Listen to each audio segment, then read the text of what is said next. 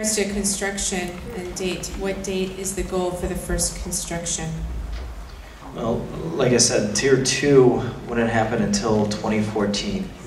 After 2014 is when we can actually start the land acquisition process. We start the land acquisition process after Tier 1 only for willing sellers.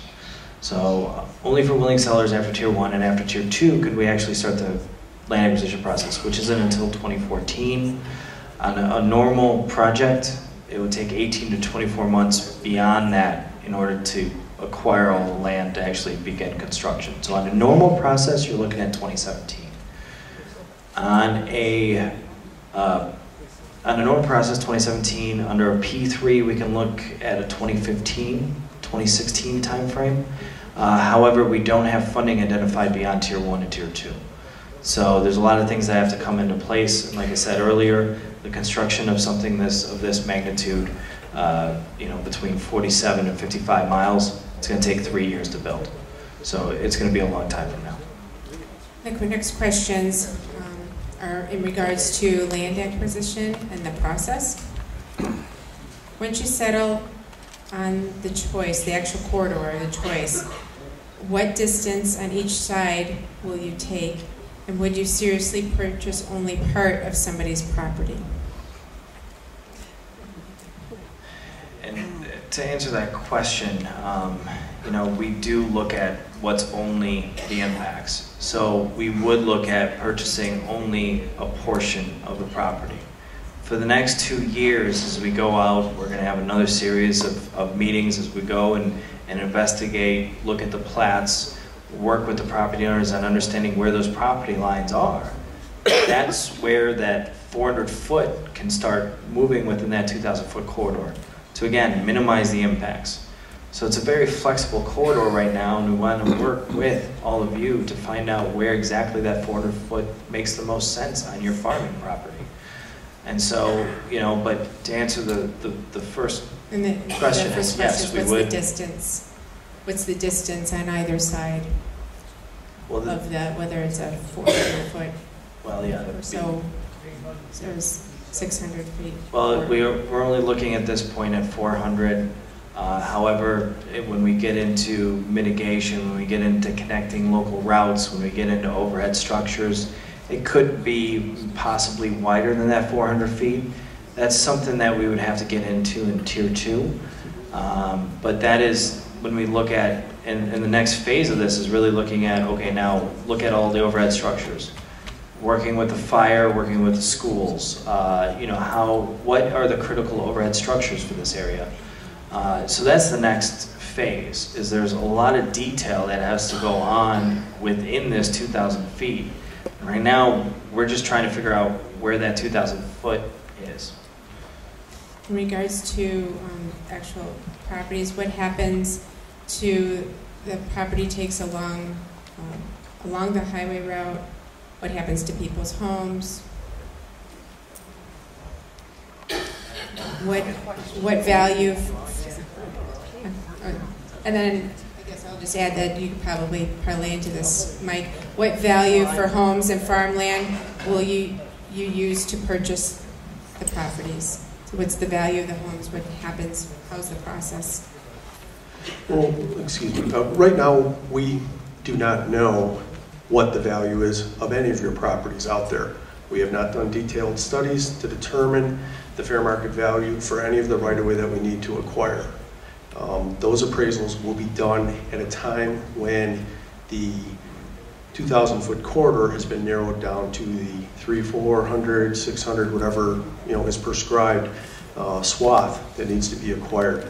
So at that time, be it down the road sometime, that we would then appraise the property and establish the fair market value for your property at that time. There's no sense in going out there and spending a bunch of taxpayer money now and having appraisals done, and if it's 18 months, 24 months, a couple years down the road from now, that we begin in earnest the acquisition process, those appraisals are all old and stale, and we've just wasted our money. So, but when the time comes to begin the acquisition process, we will have the properties appraised at that time to establish the fair market value. This question, Mike, is as the project growth, as you project growth, so does the land value. By your own projections, will affected parties be compensated to reflect this growth?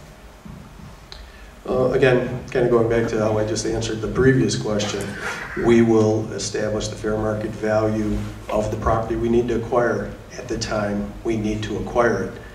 You know, if we were out there 5 years ago buying property when the market was at its peak, you know, there would have been you know, a nice appraisal value for that property at that time. Over the last 3, 4, 5 years, yes, values have fallen. If we were buying that property today, we would go out there and appraise it at today's values. So, yes, there's a possibility that over the next couple of years, should the economy start to improve or continue to improve, that the values will hopefully bounce back. And I think, Mike, you had answered this, but does the land acquisition have to be made before construction begins? Sure. Yeah, we have to buy the right-of-way that's needed in order to construct the project. We can't go onto private property and build the road on someone else's land. In regards to taxes, how does the schools get help from the property taxes?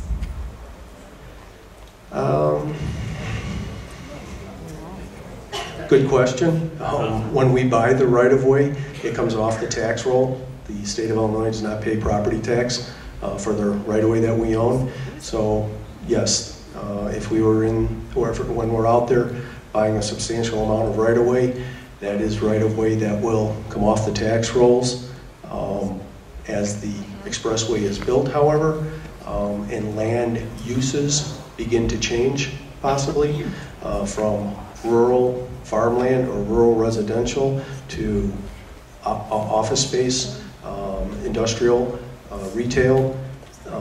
You know, those properties then begin to be redeveloped adjacent to the expressway and can garner higher tax returns to the general public. In regards to property, again, Mike, will property be bought in sections as needed, or will all the property along the whole highway be purchased at the same time? Well, Steve? In a perfect world, if we were going to build this all at one time, we would buy all the right-of-way at one time. Depending on how this is going to be constructed, should be constructed in segments. We would, you know, purchase the right-of-way that's needed for a particular segment at that time. So, with those, you know, with not being able to determine exactly when or how it's going to be constructed yet, it's kind of hard to say. But we would acquire the right-of-way that's needed, you know, for each particular, you know, segment as it's constructed. At this point, it's early in this process. We don't know how this is going to be funded. We don't know what segments are going to be funded. We don't know how land acquisition exactly is going to be funded. We don't know how much funding we're going to get. So we don't know the answer to that question yet. Okay, if my property is bought, can I continue to live there until construction is started? I think this is working. I hope.